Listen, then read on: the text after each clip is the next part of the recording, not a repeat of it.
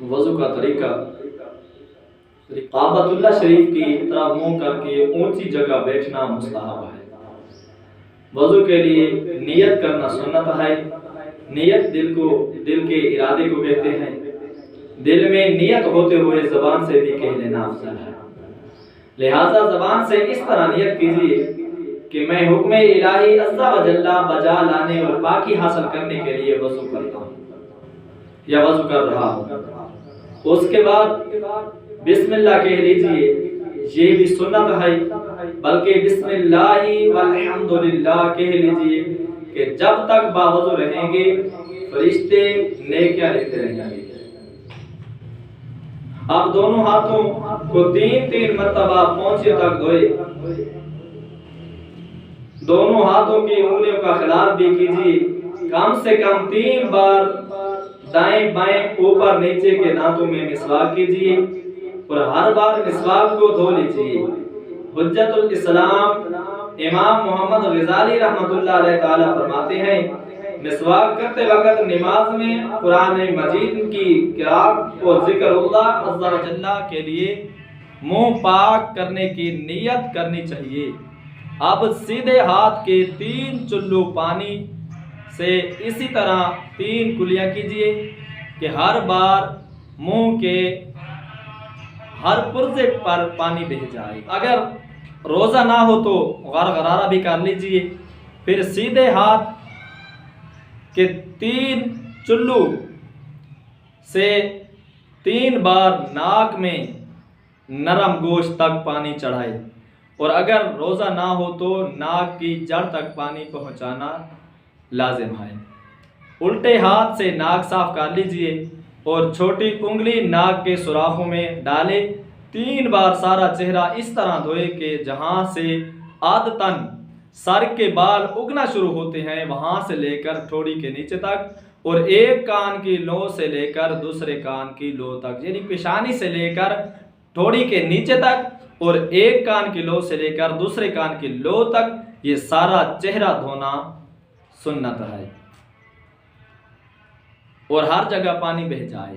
اگر داڑھی ہے اور احرام باندھے ہوئے نہیں ہیں تو اس طرح خلال کیجئے کہ انگلیوں کو گلے کی طرف سے داخل کر کے سامنے کی طرف نکالے، پھر سیدھے ہاتھ کی انگلیوں کے سرے سے دھونا شروع کر کے کہنیوں سمیت 3 بار دھوئے۔ اسی طرح پھر الٹا ہاتھ دھو لیجئے۔ دونوں ہاتھ آدھے بازو تک دھونا مستحب ہے۔ اکثر لوگ چلو میں پانی لے کر 3 بار لے کر پہنچے سے 3 بار چھوڑ دیتے ہیں کہ کہنی تک بہتا چلا جاتا ہے۔ اسی طرح کرنے سے کوہنی اور کلائی کی کروٹوں پر پانی نہ پہنچنے کا اندیشہ ہے، لہٰذا بیان کردہ طریقے پر ہاتھ دھوئیں۔ اگر چلو بھر کر کہنیوں تک پانی بہانے کی حاجت نہیں، بلکہ یہ بغیر اجازت ایسا کرنا یہ پانی کا اسراف ہے۔ سر کا مسح اس طرح کیجیے کہ دونوں انگوٹھوں اور کلمے کی انگلیوں کو چھوڑ کر دونوں ہاتھ کی 3 انگلیاں کے سرے ایک دوسرے سے ملا لیجئے اور پیشانی کے بال یا کھال پر رکھ کر کھینچتے ہوئے گدی تک اس طرح لے جائیں کہ ہتھیلیاں سر سے جدا رہیں، پھر گدی سے ہتھیلیاں کھینچتے ہوئے پیشانی تک لے آئے۔ کلمے کی انگلیاں اور انگوٹھے اس دوران سر پر بالکل مس نہیں ہونے چاہیے۔ پھر کلمے کی انگلیاں سے کانوں کی اندرونی سطح کا اور انگوٹھوں سے کانوں کی باہری سطح کا مسح کیجیے۔ اس کے بعد چنگلیاں یعنی چھوٹی انگلیاں کانوں کے سوراخوں میں داخل کیجیے اور انگلیاں کی پشت سے گردن کے پچھلے حصے کا مسح کیجیے۔ بعض لوگ گلے کا اور دھلے ہوئے ہاتھوں کی کہنیوں اور کلائیوں کا مسح کرتے ہیں، یہ سنت نہیں ہے۔ سر کا مسح کرنے سے قبل یعنی پہلے جس چیز سے وضو کر رہے ہوں، ٹوٹی ہو یا نل ہو یا کسی نلکے وغیرہ ٹوئے وغیرہ پر، تو اس کو اچھی طرح بند کرنا، کھلا چھوڑ دینا یا ادھورا بند کرنا، یہ پانی ٹپکتا رہے گناہ ہے۔ آپ پہلے سیدھا پھر الٹا پاؤں ہر بار انگلیوں سے شروع کر کے ٹخنوں کے اوپر تک बल्कि मुस्तहब है कि आधी पिंडली तक 3-3 बार धो लीजिए। दोनों पाँव की उंगलियों का खिलाल करना सुन्नत है।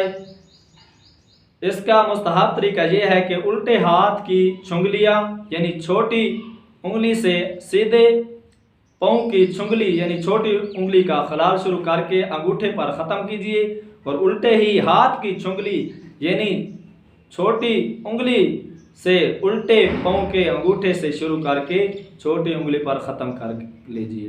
हुज्जतुल इस्लाम इमाम मोहम्मद गजाली रहमतुल्लाह अलैह फरमाते हैं हर उज़्व धोते वक़्त ये उम्मीद करता रहे कि मेरे इस उज़्व के गुनाह निकल रहे हैं। वज़ू के बाद ये दुआ पढ़ लीजिए, अल्लाहुम्मा अजअलनी मिनत तव्वाबीना वजअलनी मिनल मुतताहरीन। ऐ अल्लाह अज़्ज़ा व जल्ला मुझे कसरत से तौबा करने वालों में बना दे और मुझे पाकीज़ा रहने वालों में शामिल कर।